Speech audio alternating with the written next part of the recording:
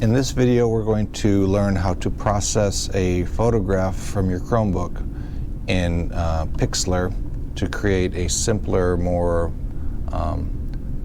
pared down version of the color photograph in order to see it a little bit easier. So first we will open up Pixlr, and it's just Pixlr. When we click on that, there's a couple options here. Let's do Pixlr X. It's a simpler version of it.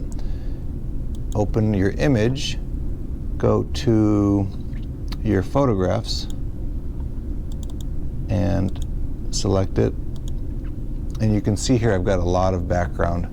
So the first thing I want to do is crop it, and that means to sort of cut out the edges that I do not want to see. So I'm going to use the tool here, crop, and then do these corners and things pop up here. I'm going to grab a corner and shrink it down. I don't want to let it touch my hair, a little bit above that.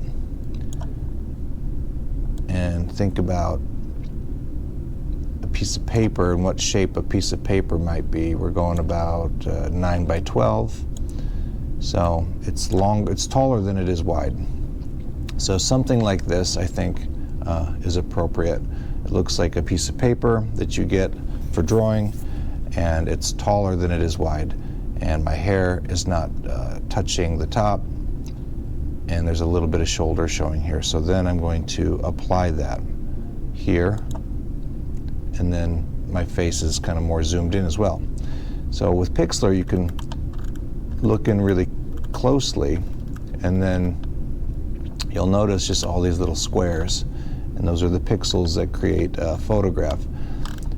Every one of these pixels is a different color, and that can get a little bit confusing too, because then we're dealing with more information than we really need to if we're just making a pencil drawing in black and white. So I'm going to remove the color. And the easiest way to do that is go to the adjustment tool here, go down to your saturation, which is how much color is included in that, and bring it all the way down to -100, and then apply that. What's happening here though, I don't have a lot of black, I don't have a lot of light colors either, so I do have a lot of gray. I want to remove some of the gray so I can see shapes a little clearer. I'm going to go back to my adjustments and go to, so scrolling down to where there's a light area. Above it's the color one. If I go down to the lightness, we can see what happens if I brighten this. If I go all the way, the edges really turn very white, and I don't mind this so much because it is kind of like my paper now. I suppose if I expose it a little bit more,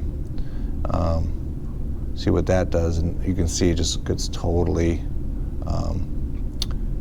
white. If you bring the exposure down, it gets darker. If I leave the brightness at 100 and maybe play around with the contrast, let's see what that does. So a lot of the grays that I had before are now going to just completely disappear, and I'm left with just a little bit of eyes and some darker details there, which is not a bad thing because I can sort of simplify my picture and see it better because there's not as much stuff to worry about. If I boost the black, that makes those a little bit easier to see. If I decrease the white, it just kind of grays out. If I brighten it up too much, you can see it just kind of disappears. So I'm going to leave that kind of about there. I'm going to bring the brightness down a little bit so that my ears and things come back. I can start to see them a little bit better, and maybe the top of my head, somewhere about there maybe. And I'm just going to keep messing with some of these variables until I can simplify the picture to start to resemble maybe like a black and white drawing. And this might take some time. And the good thing is you can kind of revert to your old picture by just undoing all of that stuff and going back to the original. or canceling all of that. And here's my gray one again. So in review, we're going to go to the adjustments, brightness, maybe some contrast, and whatever ones of these that you can use to help you identify where the darkest parts are. We're going to use that, and then I'm going to apply that. And from here, another tool we can use to really simplify looking at this picture is to actually remove some of these very small details and kind of blur them out a little bit. Actually, it's in the adjustments. If I go down, details, that's it. Back into the adjustments, I'm going to go to my details, and you can blur this picture a little bit, like you're looking through a kind of a screen or a glass that's got like a fogginess to it. And then I can really start to ignore the details. I can see the dark areas of my eyes. I see some dark little spots here where the hair is, and then definitely some dark areas here where there's this triangle for the t-shirt, and these little areas here under the collar, and this gray background here, and some darkness under the nose, around the mouth here, the chin, under the neck there.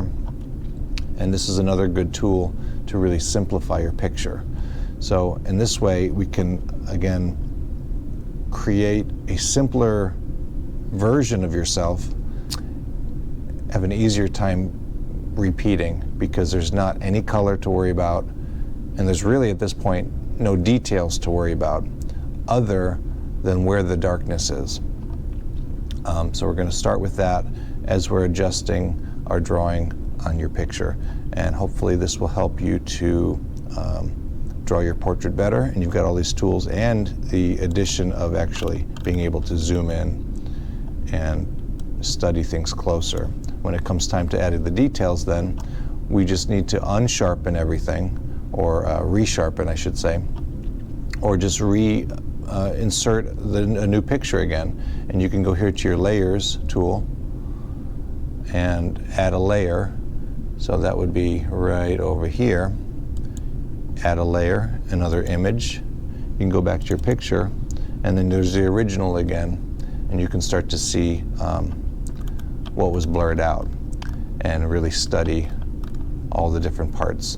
And you can see the dark of the nostrils and the mouth, but the colors do make it a little bit confusing. So first thing you should do, really adjust all of the color out of there by desaturating it.